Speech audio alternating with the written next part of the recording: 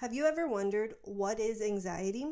What's the difference between everyday normal worry and something a little bit more, like anxiety disorders? What is it that I have? What's going on with me? So if you want the answer to that question, that's what I'm going to dive into in today's video.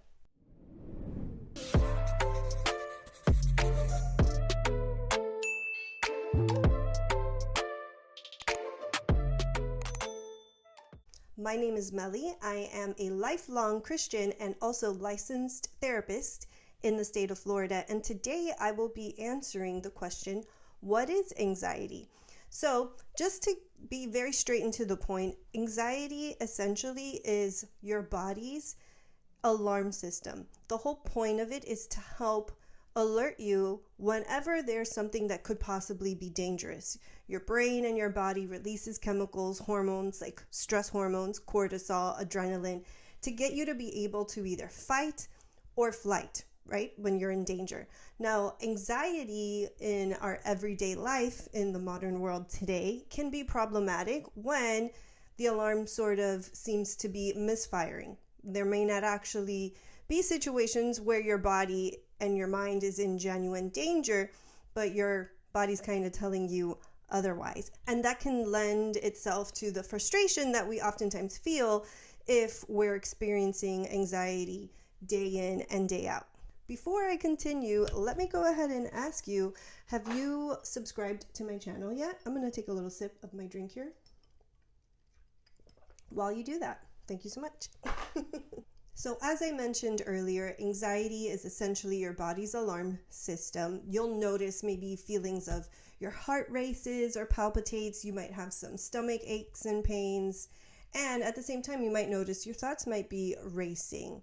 Maybe you have sweaty palms. An anxiety disorder is when you have that kind of worry, but maybe 10x. It's kind of like on steroids. It's really affecting your everyday life. It might be affecting you at work, in your relationships, at home, day to day. And oftentimes with anxiety, what we see is avoidance.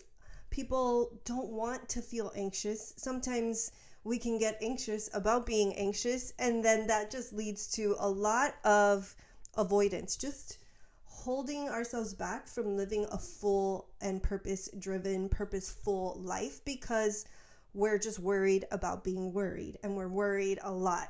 So if you have that kind of 10x anxiety, it would be a good idea to connect with someone in your life to get support and help, whether it's your doctor, your actual primary physician. You could also find a licensed therapist to work with in your state. People often ask me, how do I actually find a therapist? You have various options. You can just look at the back of your insurance card, call and ask for a list, or if there's a website that your insurance provider has where you can find therapists.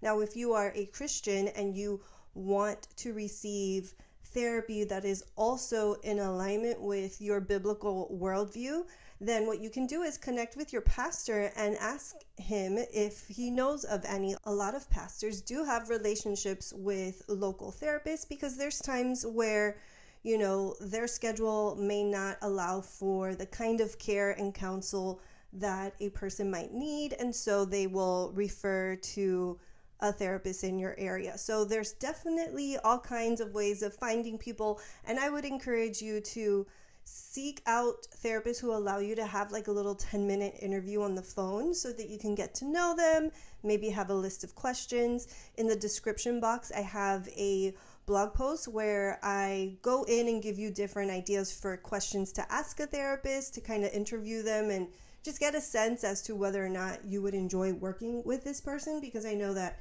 it can be frustrating to meet with someone, pay for the session, and then just kind of be unhappy and feel like it's not a good fit. I would like to finish out this video with giving you 2 practical tips to implement in your everyday life if you are in a season of high worry or stress or high anxiety.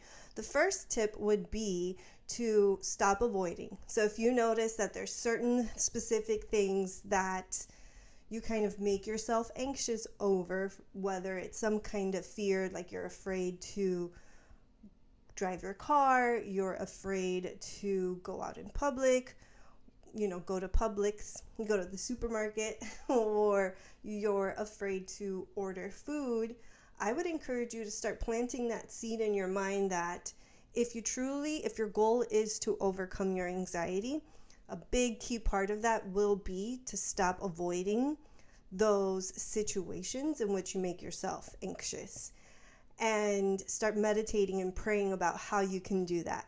And the second part, or the second skill, would be to learn to renew your mind. Learn to kind of identify those thoughts that you have related to those things that you're afraid of and start really testing them and questioning them.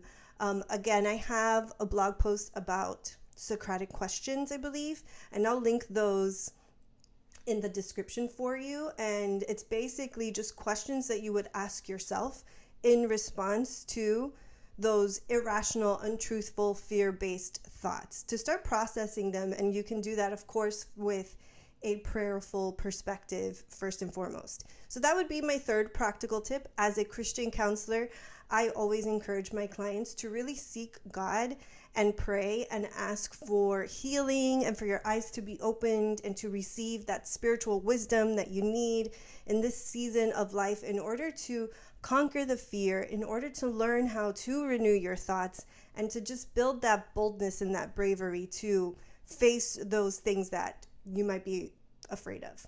With that being said, that's the end of this video. If you have any questions, feel free to leave them in the comments and I'll get back to you as soon as possible. I will be posting weekly on here clinical and biblical perspectives on how to work through mental health and just live a life that is full, peaceful, meaningful, and purpose-driven. I'll see you soon.